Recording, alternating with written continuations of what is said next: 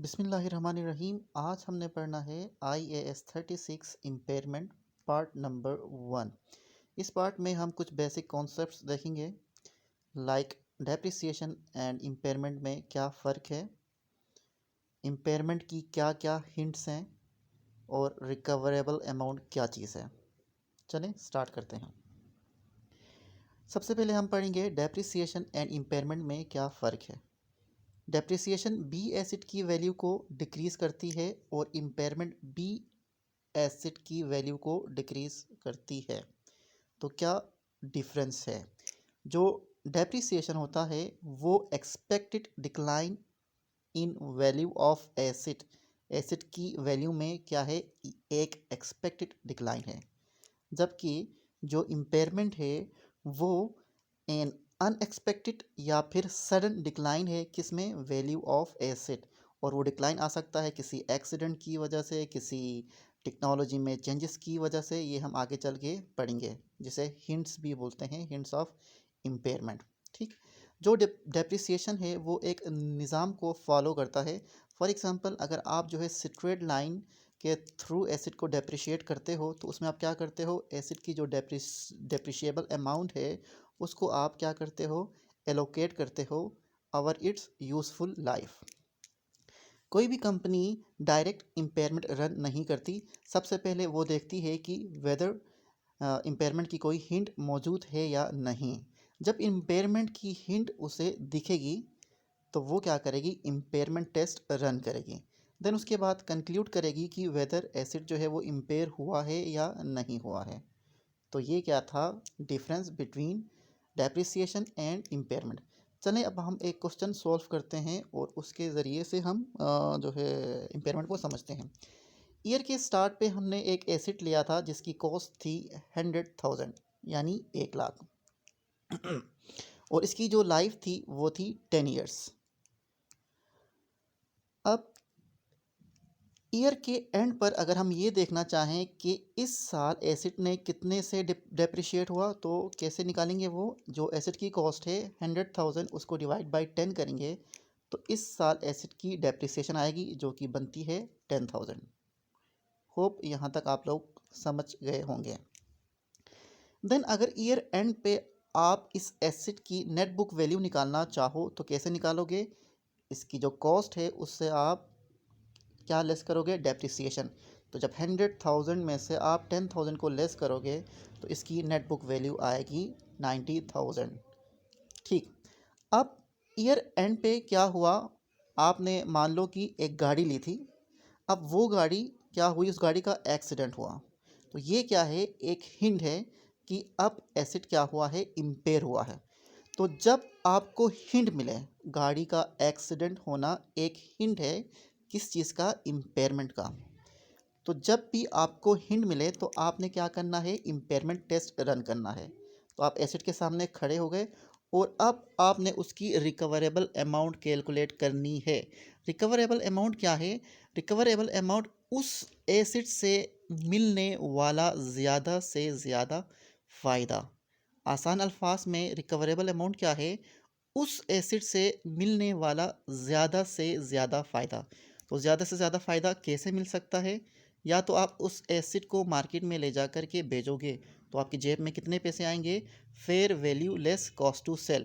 या फिर आप क्या करोगे, बेच नहीं दोगे, आप उसको अपने यूज़ में ही रखोगे, वैल्यू इन यूज़। तो रिकवरेबल अमाउंट क्या है, इस एसिड से, उस एसिड से मिलने वाला ज़्यादा से ज़्यादा फ़ायदा। तो इन दोनों में से जो हायर होगा, fair value less cost to sell and value in use, तो वो उसकी क्या होगी, रिकवरेबल अमाउंट होगी। वैल्यू इन यूज़ से क्या मुराद है, वैल्यू इन यूज़ से का मतलब है present value of future cash flows. जो फ्यूचर में कैश फ्लोस मिलने हैं उनकी जो आज प्रेजेंट वैल्यू है वो क्या है, एसिड की वैल्यू इन यूज़ है। हमने सपोज करा है कि जो fair value less cost to sell है वो 60,000 है और जो फ्यूचर कैश फ्लोस उस एसिड से मिलने हैं वो क्या है, 75,000। अब 60,000 और 75,000 में से क्या ज़्यादा है, 75,000। ठीक, तो 75,000 इसकी क्या होगी, रिकवरेबल अमाउंट। यानी इस एसिड से हम ज़्यादा से ज़्यादा फ़ायदा ले सकते हैं, 75,000। ठीक, सॉरी यहाँ पे मैंने इसको एक ज़ीरो क्या लिख दिया है, बढ़ा दिया है, एक ज़ीरो नहीं है। ठीक, ये है 75,000। तो अब देखें एसिड जो है बुक्स में कितने का आ रहा है, ये देखें ये बुक्स में आ रहा है, एसिड बुक्स में आ रहा है 90,000 का, जबकि आपके पास जो एसिड से जो ज़्यादा से ज़्यादा फ़ायदा उठा सकते हैं 75,000 का। ठीक हो गया। तो इससे जो यूज़र्स हैं उनको एक गलत इन्फॉर्मेशन मिल रही है। तो हम क्या करेंगे, हम इस एसिड को हम क्या करेंगे, इस 90,000 पे जो खड़ा था इसको लेके आएंगे 75,000 पे। ठीक, तो एक मिनट, हाँ वेट।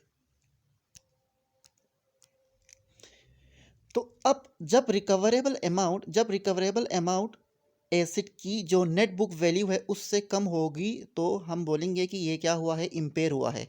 इस केस में रिकवरेबल अमाउंट 75,000 है, जो नेट बुक वैल्यू है वो क्या है 90,000, तो एसिड क्या हुआ है, कम हुआ है। जब भी recoverable amount net book value से कम होगी तो एसिड इम्पेयर होगा। इस केस में कितने से इम्पेयर हुआ है, देखें 90,000 में से आप 75,000 लेस करोगे तो 15,000 से एसिड क्या हुआ है, इम्पेयर हुआ है। अगर आप इसकी जर्नल एंट्री को देखना चाहते हो तो क्या होगी, ये देखें इम्पेयरमेंट एक्सपेंस को आप क्या करोगे, डेबिट करोगे 15,000 से, और एसिड को आप क्रेडिट करोगे 15,000 से। अब कोई ये पूछ सकता है कि अब नेक्स्ट ईयर्स में डेप्रिसिएशन क्या होगी। चूंकि एसिड की वैल्यू क्या हुई है, चेंज हुई है, 90,000 से 75,000 पे एसिड आ गया है, तो अब डेप्रिसिएशन भी चेंज होगी। अब डेप्रिसिएशन फाइंड करने का मेथड क्या है, वो जो रिवाइज जो एसिड की वैल्यू है 75,000, उसको आप डिवाइड करोगे रिमेनिंग यूजफुल लाइफ से। Remaining useful life means total जो है एक्सपेक्टेड यूजफुल लाइफ थी 10 साल, उसमें से 1 साल क्या हुआ, गुजर चुका, तो रिमेनिंग यूजफुल लाइफ क्या हो गई, 9 ईयर्स।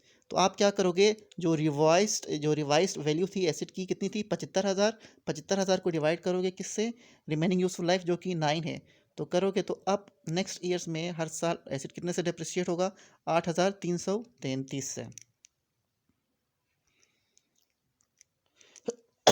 अब हम क्या करते हैं, अब देखें सेम वही क्वेश्चन है। लास्ट टाइम जो था वैल्यू इन यूज़ थी, यानी जो फ्यूचर कैश फ्लोज थे उनकी प्रेजेंट वैल्यू थी 75,000। अब हमने सपोज किया है कि इसकी जो वैल्यू इन यूज़ जो फ्यूचर कैश फ्लोज थे वो क्या हुआ है, किसी वजह से यानी हिंट मिलने की वजह से डिक्रीज होकर कितने पे आए हैं, 70,000। ठीक, fair value less cost to sell 60,000, value in use कितने पे आई है, 70,000। ठीक, तो जब वैल्यू इन यूज़ डिक्रीज होगी तो रिकवरेबल अमाउंट भी डिक्रीज होगी। जब रिकवरेबल अमाउंट डिक्रीज होगी, पहले से ज़्यादा डिक्रीज हुई है तो अब पहले से ज़्यादा इम्पेयरमेंट होगी। जब रिकवरेबल अमाउंट ज़्यादा कम होगी नेट बुक वैल्यू से तो इम्पेयरमेंट भी क्या होगी, ज़्यादा होगी। ये एक इम्पेयरमेंट का क्या है, हिंट है कि अगर वैल्यू इन यूज़ कम होती है तो इससे इम्पेयरमेंट का एक हिंट मिलता है। तो हमने क्या करना है, चेक करना है। और यहाँ पर अगर हम एंट्री पास करना चाहें तो इम्पेयरमेंट एक्सपेंस 30,000 और डेबिट, और एसिड को आपने क्या किया है, क्रेडिट। अब नेक्स्ट ईयर कितने से डेप्रिशिएट करा होगा, अब एसिड कितने पे आया है, रिवाइज्ड अमाउंट एसिड जो है बुक में रिकॉर्ड होगा 70,000 से। तो 70,000 divide by remaining useful life, तो 1 साल गुजर गया था तो डिवाइड बाई 9, तो 6,666 इतने से क्या हुआ है, डेप्रिशिएट हुआ है। तो हमने क्या पढ़ा कि एसिड की अगर वैल्यू इन यूज़ कम हो, एसिड की वैल्यू इन यूज़ कम हो तो इससे क्या होता है, इससे आपकी रिकवरेबल अमाउंट कम होती है। तो ये एक क्या है, इम्पेयरमेंट का हिंट है। अब वैल्यू इन यूज़ किस पे डिपेंड करता है, वैल्यू इन यूज़ डिपेंड करता है, बहुत सारे फैक्टर्स हैं। वैल्यू इन यूज़ कहते हैं कि जो आपके फ्यूचर कैश फ्लोस हैं उनकी प्रेजेंट वैल्यू। ठीक, तो एक क्या है, इंटरेस्ट है। ठीक, मान लो कि 10% क्या है, इंटरेस्ट है, और ये क्या है, फ्यूचर कैश फ्लोस हैं। ईयर 1 के एंड पे इतनी है, ईयर 2 के एंड पे इतनी, ईयर 3 के एंड पे इतनी। तो जब आप 10% से आप डिस्काउंट फैक्टर निकालोगे तो वो ये आएंगे 0.0, ये डिस्काउंट फैक्टर होंगे। ठीक, अब प्रेजेंट वैल्यू निकालने के लिए क्या करते हैं, हम जो कैश फ्लो से उसको मल्टीप्लाई करते हैं डिस्काउंट फैक्टर से, तो ये तो ये क्या आया, ये हमारे पास आया क्या, टोटल प्रेजेंट वैल्यू। ठीक, टोटल प्रेजेंट वैल्यू क्या है, वैल्यू इन यूज़ है।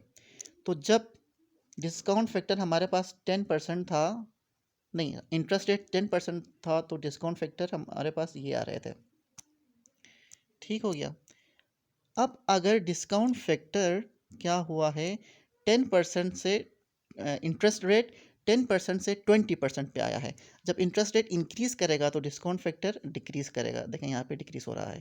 तो जब डिस्काउंट फैक्टर डिक्रीज होगा तो प्रेजेंट वैल्यू भी डिक्रीज होगी। तो जब प्रेजेंट वैल्यू डिक्रीज होगी तो रिकवरेबल अमाउंट डिक्रीज होगी। जब रिकवरेबल अमाउंट डिक्रीज होगी तो ये क्या है, इम्पेयरमेंट का एक हिंट है। तो इंटरेस्ट का इंक्रीज होना इम्पेयरमेंट का एक हिंट है, क्योंकि इंटरेस्ट इंक्रीज होगा, 10 से बढ़ के क्या हुआ है 20 हुआ है, तो डिस्काउंट फैक्टर कम। जब डिस्काउंट फैक्टर कम तो प्रेजेंट वैल्यू भी कम। जब प्रेजेंट वैल्यू कम तो वैल्यू इन यूज़ भी कम। तो ये क्या है, एक हिंट है। इंक्रीज इन इंटरेस्ट रेट क्या है, हिंट ऑफ इम्पेयरमेंट है। मैंने बोला है हिंट है, इम्पेयरमेंट नहीं हुई है, यानी ये हिंट है। तो जब भी हिंट होगी तो आपने क्या करना है, इम्पेयरमेंट टेस्ट रन करना है, उस एसिड के सामने खड़े होकर रिकवरेबल अमाउंट फाइंड करना है। ठीक, जब रिकवरेबल अमाउंट आ जाएगी तो उसको नेट बुक वैल्यू से कंपेयर करोगे, और अगर recoverable amount net book value से कम है तो फिर आप बोलोगे कि ये इतने से इम्पेयर हुआ है। अब एक और कॉन्सेप्ट हम पढ़ते हैं, मार्केट कैपिटलाइजेशन। अब ये क्या चीज़ है, इसको देखते हैं। ये देखिए, मैंने आपके सामने बैलेंस शीट का एक एक्सट्रैक्ट बनाया है, SOFP। आपके एसेट हैं 100,000, आपकी इक्विटी है 70,000 और आपकी लाइबिलिटीज़ हैं 30,000। ठीक, अब ये जो इक्विटी है ठीक 70,000, आपने total number of shares issue करे 10,000, यानी आपने सारे शेयर्स इशू करे, और मार्केट प्राइस क्या थी, पर शेयर थी $5। तो आपका जो टोटल बिजनेस कोई ख़रीदना चाहेगा तो कितने का ख़रीदेगा, 50,000। आप कह रहे हो कि आपका जो बिजनेस है उसकी कीमत कितनी है, 70,000, लेकिन लोग इसको कितने पे ख़रीद रहे हैं, 50,000। तो क्या हो रहा है, यानी आप जो है बढ़ाकर शो कर रहे हो। ठीक, ये जो 50,000 है, ये क्या चीज़ है, जो नंबर ऑफ़ शेयर्स आपने इशू किए हैं, जो नंबर ऑफ़ शेयर्स आपने इशू करे हैं, उसको मल्टीप्लाई बाई मार्केट प्राइस करते हो तो जो अमाउंट आती है उसे क्या कहते हैं, मार्केट कैपिटलाइजेशन। तो अगर मार्केट कैपिटलाइजेशन क्या होगी, कम होगी। ये देखें 50,000 क्या है, 70,000 से कम है। मार्केट कैपिटलाइजेशन कम होगी कैरिंग अमाउंट से, तो ये भी क्या है, इम्पेयरमेंट की एक हिंट है। तो ये भी क्या है, इम्पेयरमेंट की एक हिंट है। अच्छा, चलें अभी हम एक एग्जांपल सॉल्व करते हैं इम्पेयरमेंट के ऊपर। ये देखें, साल के स्टार्ट में हमारे पास एक एसेट था 20,000 का, उसकी यूज़फुल लाइफ थी 5 साल की। साल के एंड पर, पहले साल के एंड पे अगर आप डेप्रिसिएशन फाइंड करना चाहो तो कैसे फाइंड करोगे, 20,000 डिवाइड बाई इसकी यूज़फुल लाइफ 5, तो ये है 4,000। ठीक, अब दूसरे साल भी ये कितने से डेप्रिशिएट होगा, जाहिर सी बात है 4,000 से डेप्रिशिएट होगा। अब दूसरे साल के आखिर में आप एसेट की नेट बुक वैल्यू फाइंड करना चाहो तो क्या करोगे, 20,000 में से 8,000 लेस करोगे, यानी 4,000 पहले के, 4,000 दूसरे साल के, तो 12,000।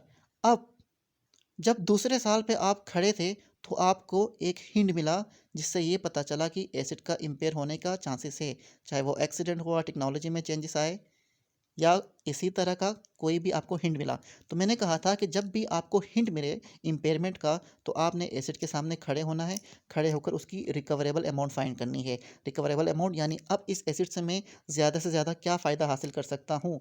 तो ये क्या है, हायर ऑफ, एक तो बेच सकता हूँ fair value less cost to sell, और दूसरा क्या कर सकता हूँ, इसकी वैल्यू इन यूज़, यानी जो कैश फ्लोस हैं उनकी प्रेजेंट वैल्यू। हम सपोज करते हैं कि fair value less cost to sell है 10,000। ठीक, और हमें ये डेटा दिया है। इस डेटा में हमें क्या बताया है कि एक्सपेक्टेड फ्यूचर कैश फ्लोस 31 दिसंबर 2007 हमें क्या क्या मिल सकते हैं। ये देखें, अगले सालों में हमें क्या मिल सकते हैं, 3,000, 2,000, 6,000। ठीक, और इंटरेस्ट बताया है 10%। तो जब 10% पर हम जो है डिस्काउंट फैक्टर फाइंड करेंगे तो ये क्या बन रहा है, 0.909, 0.826 एंड 0.759। अच्छा जी, डिस्काउंट फैक्टर भी आ गया, कैश फ्लोस भी आ गए। तो प्रेजेंट वैल्यू निकालने के लिए क्या करते हैं, डिस्काउंट फैक्टर को कैश फ्लो से मल्टीप्लाई करते हैं, तो ये प्रेजेंट वैल्यू, ये प्रेजेंट वैल्यू, ये प्रेजेंट वैल्यू, एंड ये टोटल क्या है, प्रेजेंट वैल्यू। और ये टोटल प्रेजेंट वैल्यू क्या है, वैल्यू इन यूज़ है। ठीक है, तो यहाँ से ये देखिए, ये क्या आई, वैल्यू इन यूज़। तो वैल्यू इन यूज़ क्या है, 88,000। वैल्यू इन यूज़ क्या है, 8 8,888, जबकि आपकी fair value less cost to sell क्या है 10,000। तो क्या करोगे आप उसको जो है बेचोगे कि यूज़ करोगे? आपका फ़ायदा किस में है? बेचने में फ़ायदा है, ठीक है ना? बेचने में आपका क्या है? फ़ायदा है। तो ये देखें, तो रिकवरेबल अमाउंट क्या होगी? 10,000, क्योंकि हायर है दोनों में से, तो ये 10,000 है, ठीक। लेकिन बुक पे वो एसेट खड़ा है, कैरिंग अमाउंट आ रही है कितनी? ये देखें, बुक पे खड़ी है, कैरिंग अमाउंट है 12,000। तो अब एसेट को हमने किस पे लेके आना है? रिकवरेबल अमाउंट पे लेके आना है। तो 12,000 से 10,000 पे जब आप आओगे तो कितने का इम्पेयर हुआ? ये देखें, ये इम्पेयर हुआ ना। रिकवरेबल अमाउंट से अगर नेट बुक वैल्यू कम है तो आपने क्या कहा था? इम्पेयर हुआ। तो कितने का इम्पेयर हुआ? जितने का कम हुआ है, 2,000 का इम्पेयर हुआ है, ठीक। इसकी एंट्री क्या होगी? इम्पेयरमेंट एक्सपेंस डेबिट, एसेट क्या? क्रेडिट। अब आप ये फाइंड करना चाहते हो कि नेक्स्ट ईयर्स में 2007 के बाद कितने से डेप्रिशिएट होगा, क्योंकि एसेट की वैल्यू चेंज हुई है। अब एसेट कितने पे आ रहा है? 12,000 पे रिकॉर्ड नहीं हो रहा है, 10,000 पे बुक्स पे आ रहा है। तो 10,000 को आप डिवाइड करोगे रिमेनिंग यूजफुल लाइफ, तो 5 साल थे, कितने साल गुजर चुके हैं? 1, 2 साल। तो 10,000 माइनस 10,000 डिवाइड बाई क्या करोगे? 5 में से 2 निकालोगे तो कितना रहेगा? 3। तो कितने का आएगा ये? इसको ऐसे करेंगे, तो ये आ गया कितना? 3,333। होप इसको आपने समझ लिया होगा। अब हम बैठते हैं, अब इसको एक मरतबा पढ़ लें। When carrying amount is greater than recoverable amount, जब कैरिंग अमाउंट बढ़ेगी रिकवरेबल अमाउंट से, या फिर जब रिकवरेबल अमाउंट क्या होगी? कैरिंग अमाउंट से कम होगी, तो then impairment is must, impairment आपने लाजमी करना है। अब हम पढ़ते हैं इसकी हिंट्स, इम्पेयरमेंट के क्या क्या हिंट्स हैं। एक तो आप कुछ इंटरनल हिंट्स हैं, कुछ क्या हैं? एक्सटर्नल हिंट हैं। फॉर एग्जांपल क्या हुआ है? इंटरनल हिंट में आपका एसेट क्या हुआ? डैमेज हुआ है, तो इसकी वैल्यू इन यूज़ क्या होगी? कम होगी, यानी अब इससे जो है जो एक्सपेक्टेड फ्यूचर कैश फ्लोस हैं वो क्या होंगे? कम आएंगे। इसी तरह क्या है? Change in use of asset. For example आप एक जो है ट्रांसपोर्ट कंपनी में काम कर रहे थे, पब्लिक ट्रांसपोर्ट चला रहे थे, तो पहले जो है राजा बाज़ार वगैरह रश एरिया में आप क्या कर रहे थे? गाड़ी चला रहे थे। तो क्या थे? फ्यूचर कैश फ्लोस क्या थे? एक्सपेक्टेड क्या थे? ज़्यादा थे। लेकिन अब वहीं आप जो है चला रहे हो बैरिया टोल में, तो वहाँ पे हर किसी की अपनी अपनी गाड़ी है। तो क्या होगा?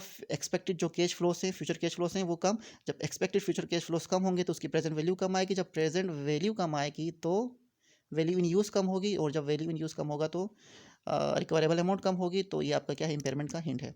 नेक्स्ट क्या है? Plant to sell an asset, आपने किसी एसेट को निकाला ही बेचने के लिए है, तो ये भी क्या है? हिंट है, क्योंकि इससे ये पता चल रहा है कि ये एक ऐसा मनहूस एसेट है कि आपको फ्यूचर में पैसे कमा करके नहीं देगा। ये इम्पेयरमेंट की हिंट है। तो आपने क्या करना है? जब हिंट होगी तो इम्पेयरमेंट टेस्ट रन करना है, यानी एसेट के सामने खड़े होकर उसकी रिकवरेबल अमाउंट को फाइंड करना है। अच्छा, एक्सटर्नल फैक्टर्स क्या है? टेक्नोलॉजी में चेंज आ सकता है, जब टेक्नोलॉजी में चेंज आके कोई नया प्रोडक्ट आया है, तो ये भी हिंट है। जब हिंट आएगा तो आपने क्या करना है? रिकवरेबल अमाउंट फाइंड करना है, ठीक। इसी तरह जो है कोई लीगल या फिर इकोनॉमिकल इन्वायरमेंट में कोई चेंज आ सकता है, जिसकी वजह से आपकी जो वैल्यू इन यूज़ है, यानी एक्सपेक्टेड फ्यूचर कैश फ्लो है, वो कम हो सकते हैं। देन इंटरेस्ट रेट बढ़ सकता है, क्योंकि इंटरेस्ट रेट बढ़ेगा तो आपका जो है डिस्काउंट फैक्टर क्या होगा? कम होगा। जब डिस्काउंट फैक्टर कम होगा तो प्रेजेंट वैल्यू कम आएगी, प्रेजेंट वैल्यू कम आएगी तो क्या होगा? वैल्यू इन यूज़ क्या होगा? वो कम होगा, तो रिकवरेबल अमाउंट कम होगी, तो वही चीज़ है, ठीक है। इसी तरह अगर कैरिंग अमाउंट क्या है? ज़्यादा है मार्केट कैपिटलाइजेशन से, तो तब भी क्या है? ये भी क्या है? एक हिंट ऑफ इम्पेयरमेंट है। मार्केट कैपिटलाइजेशन क्या है? ये हमने इसको भी डिटेल में देखा था। होप आप लोगों ने इस लेक्चर को अंडरस्टैंड करा होगा। मैंने जो है इसके अलावा जो है दूसरे जितने भी स्टैंडर्ड्स हैं उनकी एक प्लेलिस्ट बनाई है, तो काइंडली आप जा कर के चेक करें, और मैं डेली जो है उसको जो है अपडेट करता रहूँगा।